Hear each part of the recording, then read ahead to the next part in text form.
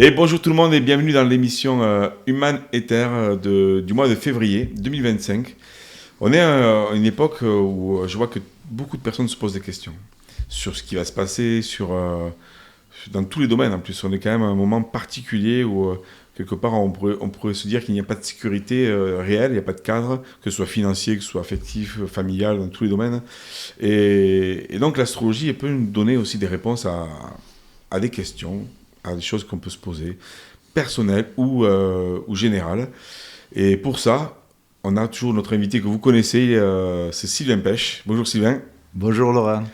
Merci d'être là encore avec nous, d'être en 2025 avec nous encore. Ravi d'être là avec vous, avec toi. Alors, je rappelle que si vous voulez voir aussi les autres vidéos de Sylvain, il a une playlist aussi sur la chaîne Human Ether.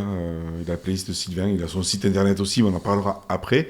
Mais il y a une playlist pour aller voir un peu tout ce qui nous parle, parce que Sylvain, tu vois du macro au micro, ou je sais pas, en fait, c'est vrai que tu me parles du petit ou du grand, et c'est toujours intéressant. L'astrologie c'est grand, mais nous sommes grands aussi, puisque l'astrologie nous connecte avec l'infini.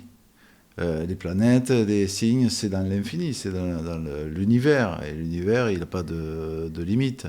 Donc il y a de l'illimité au cœur de nos limitations physiologiques et mentales. Donc l'infinitude est au cœur de notre finitude corporelle. C'est ça qui est tout à fait stupéfiant dans l'astrologie. Ah oui. Donc on peut, micro, macro, c'est tout à fait intéressant ce que tu dis, parce qu'on peut vraiment comprendre comment on fonctionne soi personnellement, et on peut aussi, en élargissant l'angle de vue, comprendre ce qui se passe dans l'humanité, parce que l'humanité, c'est jamais qu'un grand corps dont chacun de nous est une petite cellule. Donc c'est un art de connaissance à la fois de soi et des lois fondamentales qui régissent l'univers et l'humanité. C'est absolument extraordinaire l'astrologie à ce niveau-là, éclairant.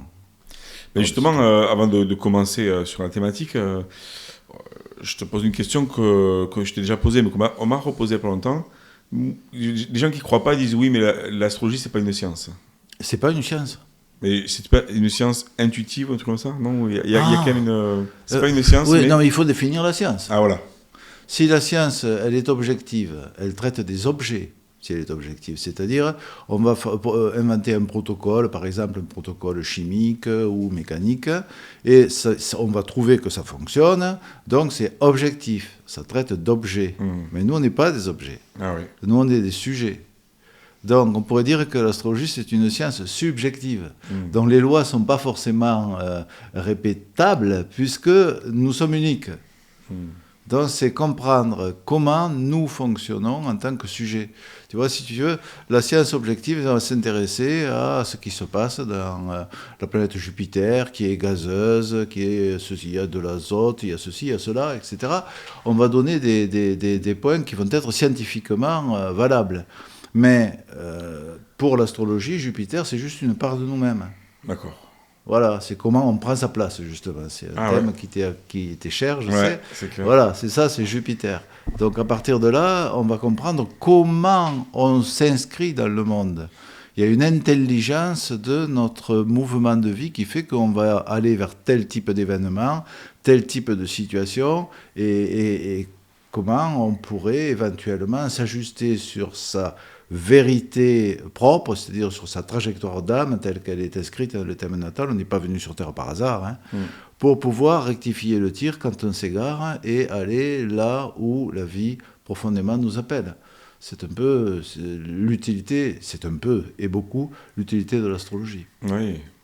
Oui, ça permet de comprendre des fois des chocs émotionnels, des maladies, des trucs comme ça, qui permettent de comprendre que le corps parle pour nous dire... Absolument. Tu n'es pas à ta bonne place. Absolument. Et les chocs émotionnels sont même... Enfin, ils ne sont pas inscrits en tant que tels, mais il y a les structures qui permettent de comprendre les chocs émotionnels qu'on reçoit. Et donc, c'est quelque chose qui est écrit dans notre plan de vie. C'est-à-dire que toutes les épreuves qu'on a, en fait, elles sont la matière première de l'alchimie particulière qu'on doit réaliser en trouvant son chemin à partir des difficultés initiales qu'on a pu rencontrer et que l'inconscient nous fait répéter sans arrêt. Eh oui. Tu vois, voilà. Donc on n'est pas venu ici pour bosser, avoir une retraite, alors quelque part si. Oui, mais la retraite, elle est surtout spirituelle. Il faut d'abord se retirer en soi pour comprendre quelque chose à sa vie. Sinon, on est feinté. On n'a pas de réponse dans des catalogues ou des principes qui ne sont pas intégrés, qui ne sont pas pris en notre compte, tu vois. Mais il y a plein de gens qui ne se posent pas toutes ces questions. Ah, ça, tu C'est pas grave. sais, dans le fond, toutes les personnes cherchent un chemin à travers les ténèbres de l'existence. Chacun cherche une issue, cherche une sortie. Le problème, c'est que si on cherche avec des outils qui sont inadéquats, c'est comme si tu voulais enlever un clou avec une pince à épiler. Il vaut mieux un marteau arrache-clou. Voilà. Ok. Pour chaque chose, il y a des outils appropriés. Ouais, intéressant. Donc l'astrologie peut aider, voilà, aussi. Ah, c'est sa vocation. Ouais. Sa vocation, c'est aider à trouver notre chemin dans les difficultés qu'on éprouve. Et comme on est des êtres d'émotionnels, ça nous déborde et on n'y voit pas clair et l'angoisse arrive et on respire mal et parfois il y a des maladies même qui se créent et tout ça. Alors que si on a un guide qui nous permet de dire « Mais non, là je ne suis pas sur ma voie, je suis sur un conditionnement ». Et comment faire pour retrouver ma voie? Eh bien, il y a des signaux qui peuvent nous être donnés par l'astrologie, justement. Il y a une question que je t'ai jamais posée par rapport à ça, là. Et Nostradamus, alors, qu'est-ce que tu en penses? Ah, ben, C'était un astrologue, lui, je crois. Oui, c'était un astrologue. Il a écrit les fameuses centuries, mais dans un langage assez ambigu, ce qui fait qu'on peut tirer la signification de certaines de ces centuries pour expliquer que ça correspond à telle autre chose, comme ce qu'il a dit, le vieux lion perdra un œil en tournoi, et bon, Henri II a perdu un œil dans un tournoi. Bon, alors on s'est dit, waouh, il est fort, il a trouvé quelque chose d'extraordinaire. Ouais. Bon, mais je ne me suis pas spécialement penché sur la question parce que pour moi, l'astrologie, ce n'est pas un art de la prédiction pure et dure. Pour moi, c'est plutôt une façon de comprendre comment on fonctionne et se connaître, quoi, en fait, pour pouvoir éviter de se planter, de s'égarer dans la vie. Voilà. Et justement, tu voulais nous parler aujourd'hui des Capricornes. Voilà. Alors, le Capricorne et le Verseau aussi, d'ailleurs, le Verseau aussi. les deux non, mais c'est bien. sont des signes qui sont reliés à la planète Saturne. Et Saturne, justement, c'est les principes. Mais c'est des principes un peu différents, hein, Capricorne et Verseau. Saturne, c'est des principes qui font que, en fait, si on comprend les lois qui régissent notre inconscient, si on comprend les lois qui régissent l'univers, des lois spirituelles, parce que, évidemment, on est là pour quelque chose, sinon l'astrologie ne marcherait pas. Donc, c'est un art spirituel, c'est une approche spirituelle de l'être humain. Donc, il y a le Capricorne, ça commence quand le Soleil est au zénith sur le tropique du Capricorne, le plus bas. Pour nous, c'est l'hiver. Et donc, là, à ce moment-là, il y a un truc qui se passe, qui est que la lumière va monter sur le monde. Les jours commencent à augmenter. Et donc, à partir de là, il y a un essor de la lumière, mais au cœur de la nuit. Et le symbole du Capricorne, je ne sais pas si tu as déjà vu des Capricornes dans la nature. Mais non. Ça n'existe pas. Ah ouais, c'est vrai, ouais. Parce que c'est un drôle d'animal. C'est une chèvre et qui a une queue de poisson. Ah ouais, d'accord, j'ai pas fait gaffe. Eh ouais, donc tu vois, tu la mets dans l'eau, elle se noie, tu la mets dans les hauteurs, elle meurt aussi. Ouais. Donc c'est pas possible. Alors qu'est-ce que ça veut dire? C'est évidemment quelque chose issu de la sagesse des anciens, qui est que le poisson, ben évidemment, ça interpelle au niveau des profondeurs, ça nous appelle au niveau des profondeurs. Donc le Capricorne, c'est une énergie qui va dans le fond des choses. Et puis la chèvre, elle monte toujours plus haut, la chèvre. La chèvre, c'est l'ambition, c'est le fait de s'élever, à force d'efforts d'ailleurs, parce que ça travaille tout le temps, ces animaux-là. Et donc le Capricorne, c'est vraiment poser l'essentiel. D'ailleurs, ce sont les tempéraments Capricornes, qui sont cérébraux, qui réfléchissent, qui vont essayer de dégager des lois. Il y a un esprit scientifique, on pourrait dire. Comment ça fonctionne, pourquoi ça fonctionne comme ci et comme ça, et puis après, on tire des conclusions et on applique ce qu'on a compris. Il y a une part cérébrale extrêmement importante, et la part émotive, souvent, est un peu mise de côté. Mais c'est juste une façon de fonctionner, parce que En réalité, les Capricornes sont sensibles, ont une grande sensibilité, mais qu'ils ne vont pas aborder facilement. C'est tout un parcours de vie. Le Capricorne va certainement mettre du temps, en général. Il n'y a que des cas particuliers, en réalité. Mais pour parler de l'énergie Capricorne, il va trouver que les autres se laissent aller, se laissent prendre en charge, ils sont un peu faibles. Il éprouve ce sentiment un peu de distanciation par rapport à la faiblesse, alors qu'en fait, toute la dimension évolutive pour le Capricorne, c'est d'assumer justement sa part de fragilité pour devenir plus émotif, laisser davantage de place à l'émotivité. Ben, le jour où tu rencontres un Capricorne qui te dit « j'ai besoin de toi », ça veut dire que ce Capricorne, il a fait du chemin. Et justement, je me disais, j'en connais pas, je crois pas que j'en connais. J'ai pas demandé, remarque,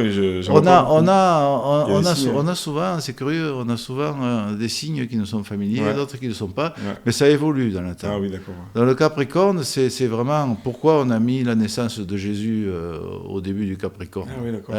Parce que c'est la lumière, dans la théologie chrétienne, qui va éclairer le monde. Pourquoi il y a Stonehenge, tu sais, j'ai visité ça en Angleterre, c'est incroyable. Des mégalithes qui font, je ne sais pas, des dizaines de mètres, je ne sais pas, c'est immense, je ne me souviens plus exactement, mais... Et il y a des portes en pierre, c'est de la préhistoire, ça a 4000 ans, je crois. 2 portes en pierre, et au moment où le soleil est sur le tropique du Capricorne, au moment où le soleil se lève, le soleil passe exactement entre les 2 portes principales. C'était calculé en fonction de connaissances astronomiques qu'ils avaient déjà, les hommes, dans ces temps-là.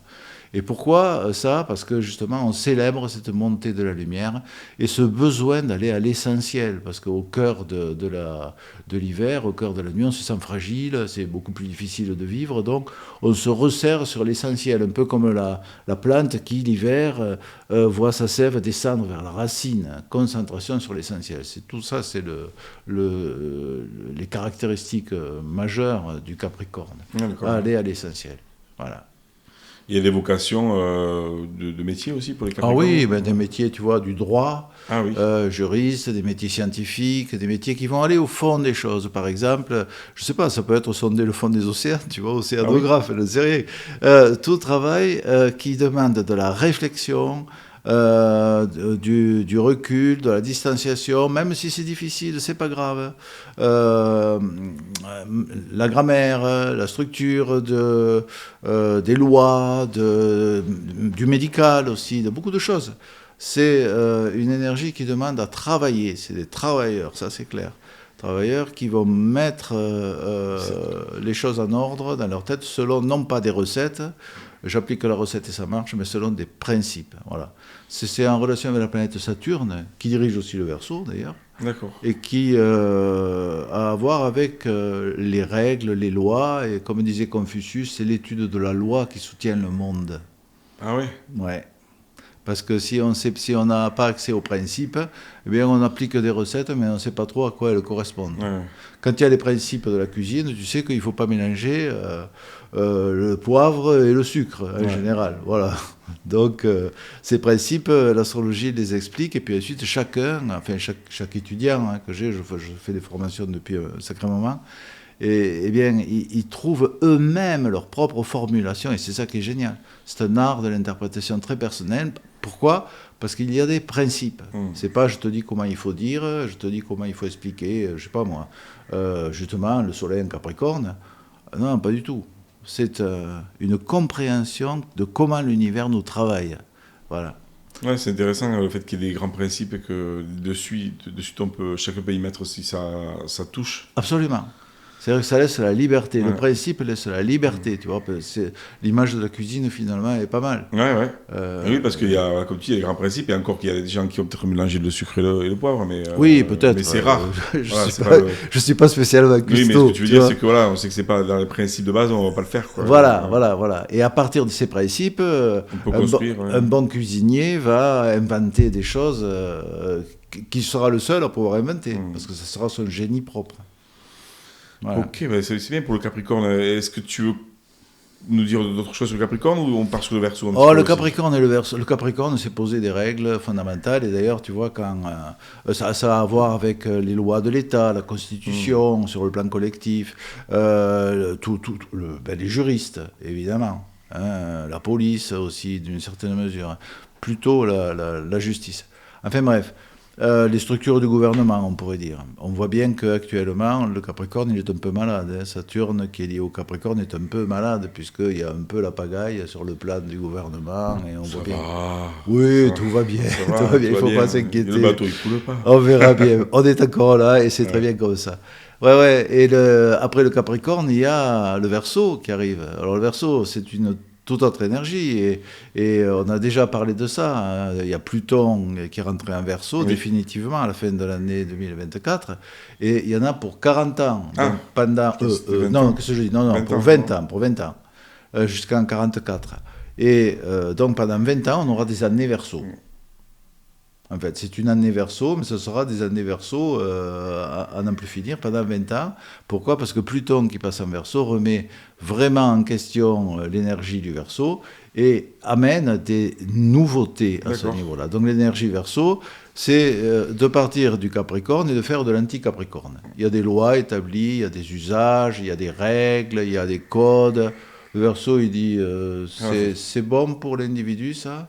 Si c'est bon, on le garde, mais si c'est pas bon, hop, on le renverse et on va mettre du neuf. Pourquoi ? Parce que l'homme peut évoluer. Voilà ce qu'il dit le Verseau. Le Verseau, il va établir des lois et des règles juste pour que l'homme soit plus humain. Voilà, l'homme est perfectible. Il y a la loi, mais il y a aussi des lois intérieures.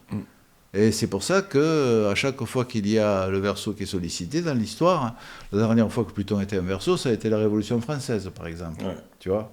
Et la Révolution industrielle, plein de choses qui ont été créées. Aujourd'hui, c'est... il y a certainement des révolutions possibles, mais également l'intelligence artificielle, tu vois, sur le plan technologique, qui rénove complètement le rapport de l'homme et du monde sur la base de l'authenticité, de la fraternité aussi. C'est très fraternel, le Verseau. Donc c'est positif pour l'avenir, quoi. Ah ben, de toute façon, toutes les énergies sont positives. Oui. Le problème, c'est de pouvoir les prendre en compte et en voir le côté... le côté profondément bénéfique. En gros, l'univers nous veut du bien. Oui. Mais on peut tout à fait court-circuiter ce bien en se comportant d'une manière mécanique. Bon, moi, je ne me préoccupe pas des autres, par exemple. Je trace ma route et puis je suis un peu indifférent à tout ce qui se passe autour de moi. Le Verseau, lui, il dit non, on est l'humanité tout entière. Et on doit travailler pour l'humanité, pour améliorer l'humanité. Tu vois, c'est ça, le truc. Toute l'idée de la République française, liberté, égalité, fraternité, c'est Verseau. C'est une formule Verseau, ouais. On pourrait ajouter, je veux dire, humanisme, solidarité, tu vois, des choses comme ça, très bénéfiques, finalement. Il y en aurait besoin. Et ben voilà, c'est ça. Et c'est pour ça que le fait que Pluton soit en Verseau, ça peut aussi apporter de nouvelles fraternités, une nouvelle manière d'être, beaucoup plus humaine, justement, alors que l'écrasement de choses qui nous viennent d'en haut, comme on a eu avec le confinement et comme on a maintenant avec ce qui se passe au niveau des critères 1, 2, 3, etc., tout ça, pour pas pouvoir entrer dans les villes, dans certaines villes, tous ces trucs-là, le Verseau, il dit non mais c'est pas humain, quoi. Ouais, c'est ça. L'autre, c'est le Capricorne qui le met, et le Verseau, il fait non, c'est terminé, quoi. Voilà, c'est ça. C'est-à-dire, non, il va garder les acquis du vieux Capricorne, mais ce qui est obsolète, ce qui est ringard, hop, on le change parce que on a besoin d'évoluer. Tu vois, par exemple, à l'époque, dans l'humanité, il y avait des sacrifices humains. C'était bien. Non, c'est pas ça. C'était bien, oui. Sauf pour celui qui était sacrifié. J'imagine. Et un jour, il y en a un qui a dit non, on va plutôt sacrifier les animaux, ça sera mieux. Eh ben, c'était un Verseau, celui-là. Tu vois, c'est l'histoire d'Abraham qui devait sacrifier son fils Isaac. Et au moment de le sacrifier, il a dit non. Enfin, Dieu, dans l'histoire, a dit non, ne sacrifie pas, il y a un bélier qui est pris dans les broussailles, là, c'est lui qui fera l'affaire. Bon, tout ça, ça raconte qu'il y a quelque chose qui a changé à un moment donné, et ça, c'est un effet Verseau, pour moi. Ouais, mais Merci en tout cas pour tout ça. On arrive à la fin déjà de Déjà. l'interview. Ouais, ça passe vite. Eh oui. Mais ouais, c'est intéressant d'avoir les deux en tout cas. Et oui. Et de comprendre que. En tout cas, ça a l'air positif, moi je dis pour les 20 prochaines années. Bien sûr. Même si on sent qu'il va y avoir de turbulences. Bien sûr, mais on n'est pas là sur Terre par hasard. Donc on a traversé les turbulences de l'époque pour s'affiner, pour être le plus près de ce pourquoi nous sommes venus, en fait, c'est ça. Je crois. Eh ben, moi aussi. En tout cas, merci Sylvain. Je trouve que ça aide toujours à prendre sa place, à mieux comprendre ce qui se passe. Donc voilà, si vous êtes Capricorne ou Verseau, dites-nous si ça vous a parlé, comment vous percevez ça. N'hésitez pas à partager la vidéo, commenter aussi, liker. Enfin voilà, ça nous aide pour le référencement. Si vous voulez aller plus loin avec Sylvain, il y a l'adresse en dessous, c'est astrologie-analytique.com. Ouais. Voilà, il reçoit depuis des années. Et vous allez voir, c'est incroyable, c'est très intéressant, c'est profond, en tout cas pour mieux comprendre ce que vous vivez, qui vous êtes et ce que vous avez à faire. Merci Sylvain. Merci beaucoup Laurent. Et bien, on te dit à bientôt pour de nouvelles émissions. À bientôt pour de nouvelles aventures. Et merci, et on vous dit suivez-nous sur Humanitaire et viva la vida.